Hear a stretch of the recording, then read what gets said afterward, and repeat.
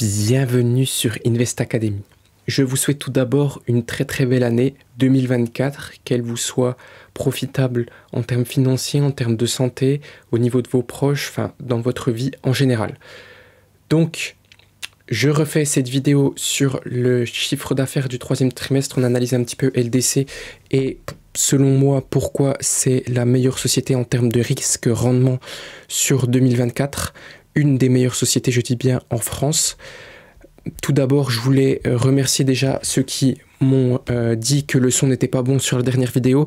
C'est Emeric et Antipo François et UserJV, bien sûr que je ferai une vidéo finalement sur une analyse fondamentale plus qualitative que celle-ci, parce qu'on va passer en vitesse sur le T3 et voir les quelques points suivants.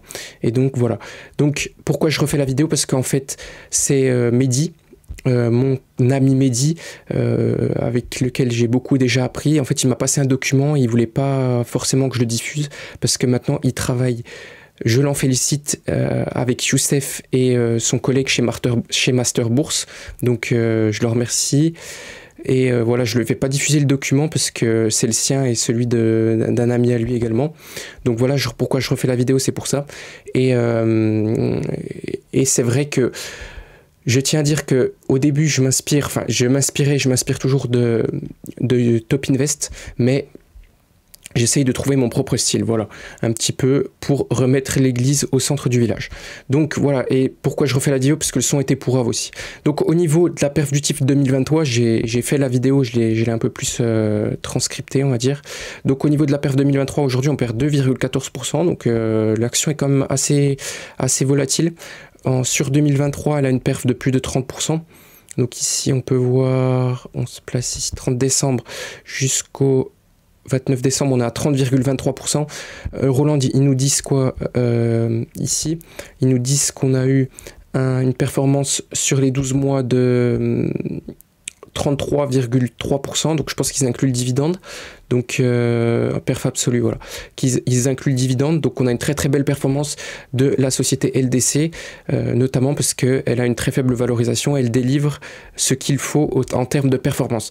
Donc au niveau de la présentation rapide de la société, je vous ferai une analyse fondamentale plus approfondie, mais je vais tirer ça du document de Euroland. Donc c'est un groupe familial fondé il y a plus de 50 ans. LDC est le leader de l'industrie de la volaille en France et un acteur majeur de l'industrie en Europe. Donc vous connaissez sûrement LDC parce que ils ont de nombreuses marques. Ici, je vais vous les mettre. Ils ont Loué, Maître Coq, Matine. Ils ont vraiment plein de marques qui sont très connues. Ici, le Gaulois. Donc si vous êtes un particulier français et que vous faites vos courses et que vous achetez du poulet, vous connaissez forcément le Gaulois. Loué, c'est vraiment du premium, je trouve. C'est vraiment une qualité supérieure. Au niveau, ils font principalement du label rouge et du bio. Donc en fait, ils sont positionnés sur un segment plus premium que les concurrents et forcément que les importations. Maître Coq également. On a du Marie, vous connaissez également forcément si vous achetez des plats cuisinés en grandes et moyennes surfaces. Et ici, Poule des Tocs, c'est plutôt pour les en B2B, donc business to business, c'est pour les restos, etc. Et au niveau des marques internationales, on a Nature et Respect, Drozed, Golden Food et la marque Doux. Mais bon, je vous ferai une analyse plus approfondie là-dessus. Donc voilà, LDC, c'est de nombreuses marques et il n'y a pas que ça comme société, ils sont vraiment verticalement intégrés, on va le voir. Donc, c'est un acteur majeur de l'industrie de la volaille en Europe. Et c'est le leader français. Donc la société elle réalise près de 6 milliards de chiffre d'affaires pour une marge opérationnelle courante de 5% à travers différents segments. Donc la volaille internationale, le traiteur également. Elle a brillamment navigué en 2022 dans un contexte particulièrement difficile. On avait une grosse inflation des matières premières, vous l'avez vu au supermarché. Et sur les matières premières principales pour nourrir les poulets notamment. On a des grippes aviaires, donc ça a décimé une partie des élevages de poulets. Donc forcément, ça a eu un impact sur la quantité de produits disponibles et donc le prix. Et on a une pression continue des importations. Je vous parlerai sûrement dans l'analyse fondamentale d'une pression concurrentielle venant de l'Ukraine. En fait, on a un oligarque ukrainien avec une société qui élève des poulets en batterie, mais vraiment c'est des élevages de 2 millions de poulets contre 60-70 000 en France d'élevage de poulets chez LDC ici. C'est vraiment n'importe quoi. Il n'y a plus de quotas ni de taxes, des taxes d'exportation. Donc forcément, avec la main-d'œuvre là-bas, les matières premières beaucoup moins chères et la moindre qualité, en fait, il n'y a pas de passe vaccinal, entre guillemets, enfin, il n'y a pas de contrôle sur les antibiotiques, tout ça, au niveau de l'Ukraine. Donc forcément, c'est beaucoup moins cher. Il se passe quoi? Il se passe qu'en fait, ces oligarques ukrainiens, en fait, cet oligarque, il importe en fait ces poulets en Europe, mais il les fait conditionner dans les pays comme les Pays-Bas. Et donc forcément, il y a marqué poulet hollandais, enfin des poulets des Pays-Bas, et les gens achètent et ils voient que c'est beaucoup moins cher. Les restos, ils ont besoin de marger également, donc ils achètent des viandes beaucoup moins chères. Mais voilà, sur cette pression concurrentielle, j'espère qu'ils vont faire quelque chose pour arrêter ces importations qui sont une pression vraiment concurrentielle, de moindre qualité. Je vous rappelle que quand même, il y a eu quand même, j'allais dire une attaque nucléaire, mais il y a quand même, comment on appelle ça en Ukraine, je sais plus. On va regarder ça tout de suite. Centrale nucléaire Ukraine. La vidéo part un peu n'importe comment. Ukraine, je me souviens plus. Je suis à 2 doigts de l'avoir. Punaise, je sais plus. C'est pas Zaporiva, non. Guerre froide. Je sais plus, j'ai vraiment un doute là-dessus. Je vais pas vous dire de bêtises, donc je vérifie mes sources.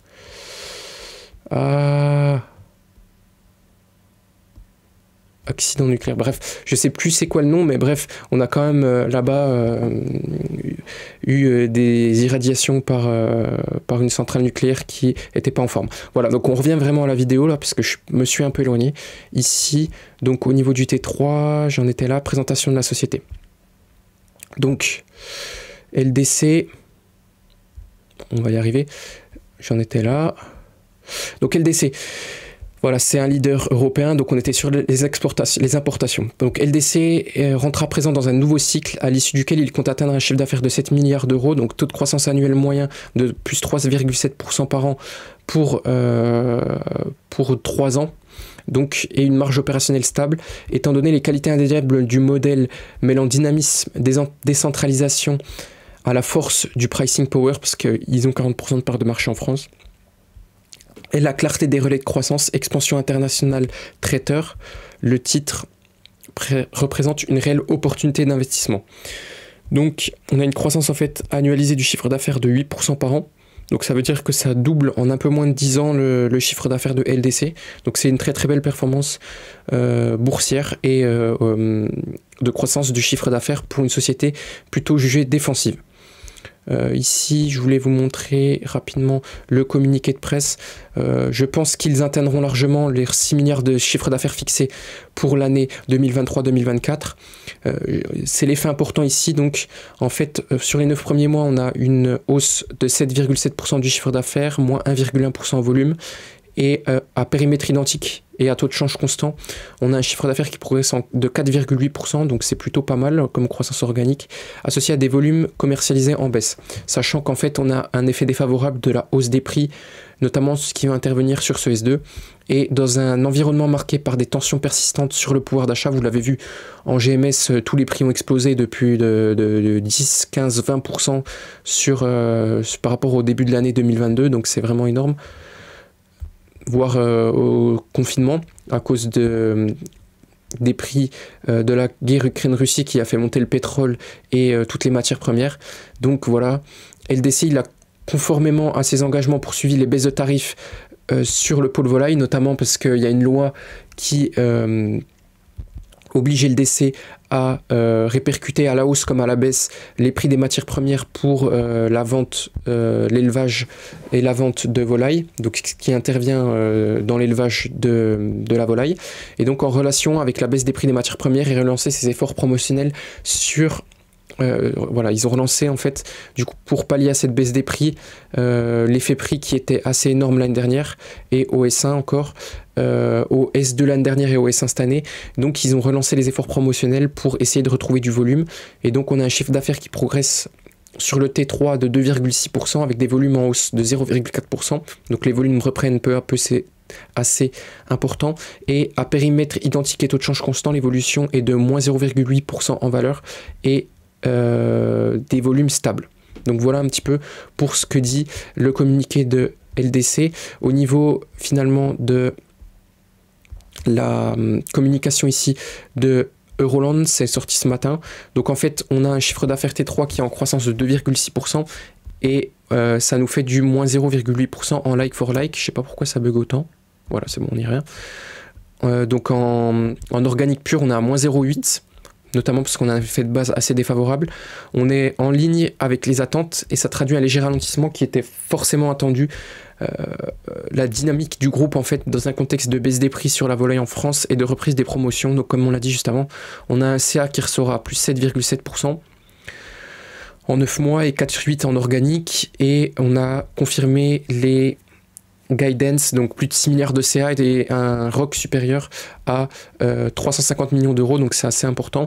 Et pour 2026-2027, supérieur plus de 7 milliards de chiffre d'affaires et un EBITDA de 560 millions d'euros. Donc, qu'est-ce qu'on peut voir ici? C'est que sur le pôle volaille, en fait, les revenus, ils ont atteint 1,1 milliard de chiffre d'affaires au T3. On a plus 3,5 et moins 1,2% à périmètre constant. Et on a 3,3 milliards, donc on ne va pas y revenir. On a deux tendances qui sont à observer. Hors amont, les ventes de volailles sont en léger recul sur le trimestre. On est à moins 0,4% et moins 1% à périmètre constant. Du fait de l'ajustement mécanique et à la baisse des prix et de l'intensification des efforts promotionnels, comme je vous l'ai dit juste avant, on a une très forte contribution des intégrations M&A dans l'amont. Donc on avait un Kimatin fin 2022 et Ovoteam avril 2023. Donc ils sont rentrés fortement ici dans le périmètre du groupe. Donc forcément on a un chiffre d'affaires en croissance au niveau de l'amont de 42,3% sur le trimestre et on a une baisse de 3,5% en organique et on a plus 38% et 4,9% en organique sur 9 mois. Et donc on a une progression positive des volumes sur l'amont qui sont de 0,4% sur le T3. Au niveau de l'international, on a un T3 en recul, donc ça c'est quand même à noter, presque moins 8%. Et ça marque le pas, notamment à cause d'un recul marqué des prix après une forte hausse en N-1, donc l'année dernière, et des éléments techniques. On a une internalisation des volumes d'aliments en amont en Pologne. Et par contre, on a des volumes sur le segment qui sont stimulés par l'ajustement des prix. C'est toute une question d'offre et de demande. Et donc forcément, ça rebascule dans le vert avec un trimestre à plus 0,5. Et donc c'est vraiment pas mal là-dessus. Au niveau du traiteur, donc avec la marque notamment Marie, on est sur une croissance organique de 8,2% sur le trimestre. Et on continue de très très bien performer avec un chiffre d'affaires en progression de 12,1% sur le traiteur sur les 9 mois. Et on a un contexte de revalorisation tarifaire et de maintien des volumes sur cette activité, plus 0,5 au T3 et sur les 9 mois c'est pareil. Et donc la marque phare du groupe Marie maintient notamment une excellente dynamique internationale, enfin dynamique commerciale depuis le début de l'exercice fiscal, notamment tirée par des revalorisations tarifaires et des volumes qui sont toujours présents. Alors ici, comme annoncé sur les résultats semestriels au niveau de LDC, ils ont finalisé l'acquisition dans le pôle traiteur de, comment elle s'appelle cette société qui est ici, c'est Indicpol, c'est l'autre, c'est les Délices Saint-Léonard. Voilà, ils ont finalisé cette acquisition qui va rentrer dans les comptes à partir du 1er janvier et on a une bonne visibilité, nous dit le communiqué de LDC, sur la fin d'exercice et maintient ses guidance, donc forcément ils savent déjà à peu près ce qui va se passer.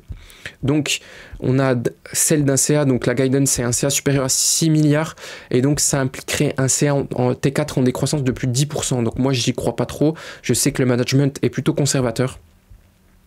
Et donc, je suis comme un peu Euroland, je suis un peu plus ambitieux, 6,2 milliards de CA, c'est plutôt pas mal.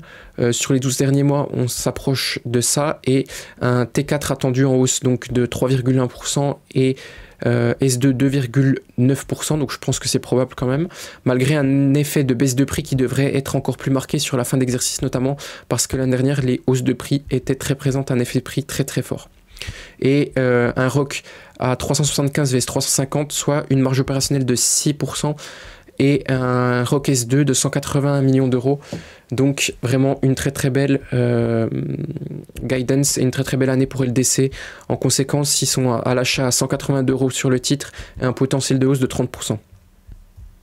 Donc voilà un petit peu sur LDC. Je vous parle souvent de sociétés ici de plus en plus de qualité. Et donc voilà, on a fait ici un peu tout le tour des communiqués. Il y a un ralentissement, mais c'était attendu. La société, elle est toujours pas chère. Et voilà, on va voir la valo, le potentiel et le dividende. Donc ici, on a sur les 10 dernières années, on a... où est-ce que j'ai mis ça? Voilà. On a un EV sur EBIT, une entreprise value sur EBIT en médiane sur les 5 dernières années de 8,2, de 8,5 sur les 10 dernières années et sur les 20 dernières années de 7,6. Donc on va faire une projection avec un EBIT entre 7 et 8. Donc voilà, on va tout de suite calculer ça. J'ai mis tout ce qu'il fallait ici. Et donc calculatrice, même comme ça, vous pourrez le refaire vous-même. Donc en fait, on s'attend à 350 millions d'euros de ROC. Donc moi, je vais prendre sur ce qui s'est passé sur les 12 derniers mois. Et donc je vais prendre, pour être conservateur, 370. On fait fois le ROC médian, donc on levé sur EBIT médiane, on fait fois 8. On rajoute le cash ici, donc ça nous fait donc, où est-ce que je l'ai mis le cash? Je l'ai pas mis. On a 400 ici, on a du cash. Ils vont nous le mettre direct ici, hein. Le cash, combien on a de cash? Je crois qu'on a 396, mais je ne vais pas vous dire de bêtises. On a 396,7 millions d'euros de cash. Donc, cash, net, on a 396,7 millions d'euros.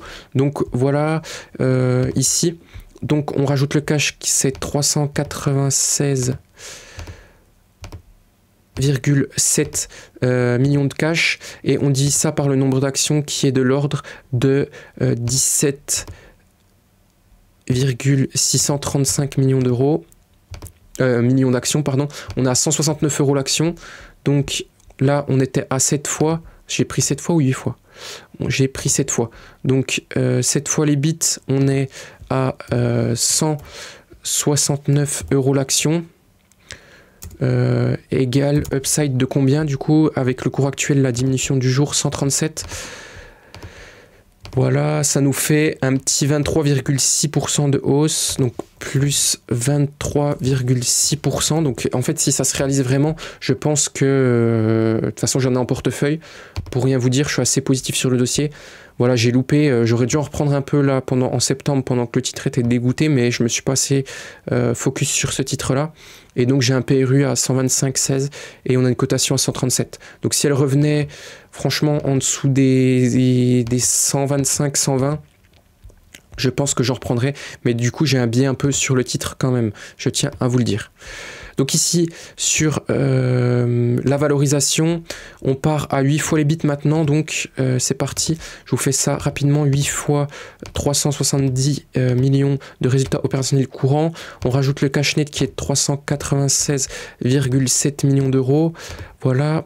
Et on divise ça par le nombre d'actions qui est de 17,635 millions d'actions.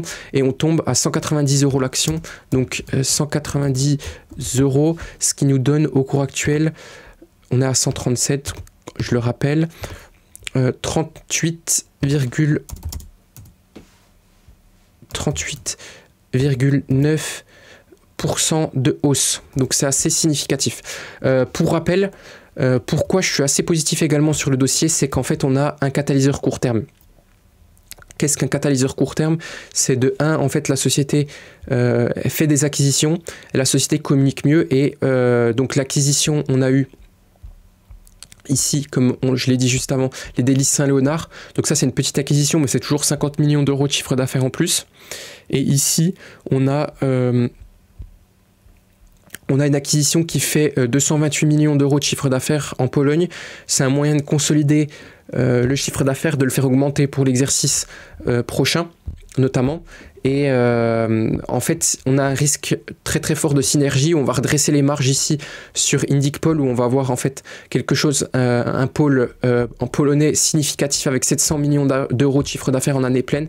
Et au niveau des délices Saint-Léonard, on va également avoir des synergies industrielles avec les outils existants du pôle traiteur. Et on a une capacité en fait foncière également. C'est très très beau ce qu'ils ont là. S'ils veulent agrandir, ils achètent aussi du terrain. Et une implantation géographique complémentaire avec celle des autres sites traiteurs, donc ça va être plutôt pas mal. Et on aura également des synergies au niveau des coûts, et des coûts notamment d'achat des matières premières. Donc en fait on a un effet taille qui va devenir de plus en plus significatif, et on va pouvoir mieux marger sur LDC. On a forcément un plus gros levier opérationnel. Donc voilà ce que je voulais dire à ce niveau là.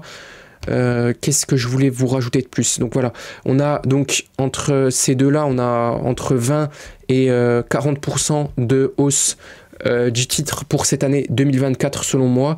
On n'a pas de choses à court terme qui peuvent pénaliser le titre, à part une très très forte baisse des prix, mais à ce compte-là, les gens mangeront plus de poulet et de volaille, et donc on aura des volumes qui seront en hausse. Voilà, à part une baisse très très significative de la demande pour l'année en cours et l'année prochaine, je me demande ce qui peut se passer sur le titre.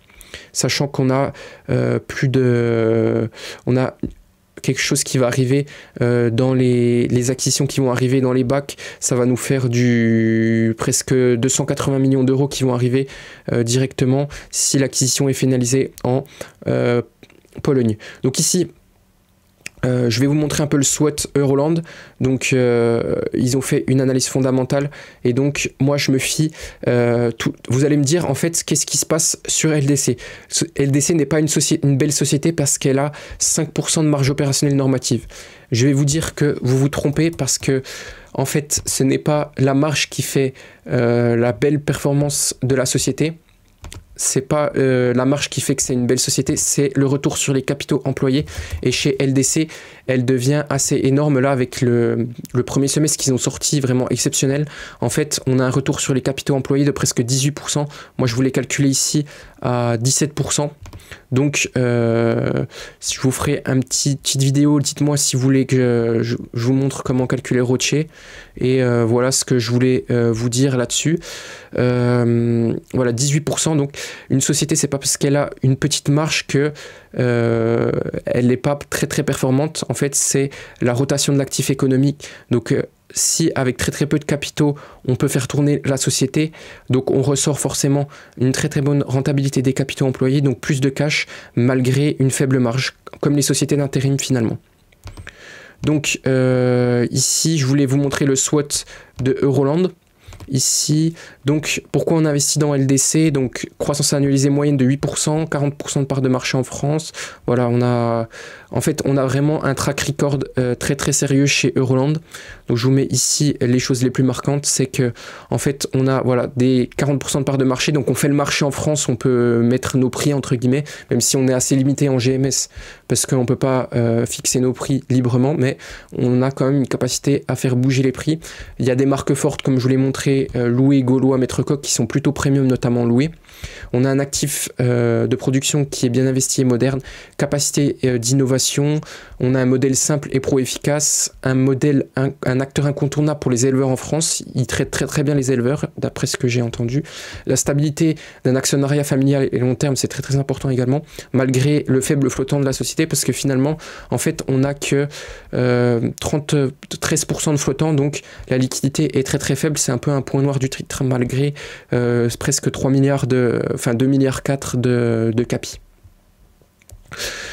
Au niveau des faiblesses, qu'est-ce que j'entends par faiblesse? En fait, on a un cœur de métier qui n'est pas très attractif. L'entreprise doit moderniser une perception, donc la perception du marché doit changer sur la société, donc ça c'est assez compliqué. Les marges, elles ont une expansion assez limitée. On est sur un marché quand même mature en France, c'est pour ça qu'ils veulent s'étendre à l'international et au niveau du traiteur, et le titre est faiblement liquide comme je vous l'ai dit. Au niveau des menaces, comme je vous l'ai dit, il y a les importations, là, il y a les pressions de la GMS sur les prix et sur les marges. On n'a pas de contrôle sur les prix des intrants, même si on a la loi qui répercute les prix. On a un décalage sur les hausses de coûts. Directement, en fait, on ne peut pas faire des hausses de prix directement pour le client final. Et voilà, au niveau des opportunités, voilà, on a pas mal d'opportunités, mais ça, je vous le développerai plus tard. Donc, on a fait à peu près le tour. Pour moi, LDC, c'est également une très très belle société et qui va gagner en lisibilité parce qu'en fait, on a vraiment une très très belle communication actuellement de la société. Pourquoi? Parce que en France, en fait, les sociétés ne communiquent très peu. On a très peu de retours sur les conférences.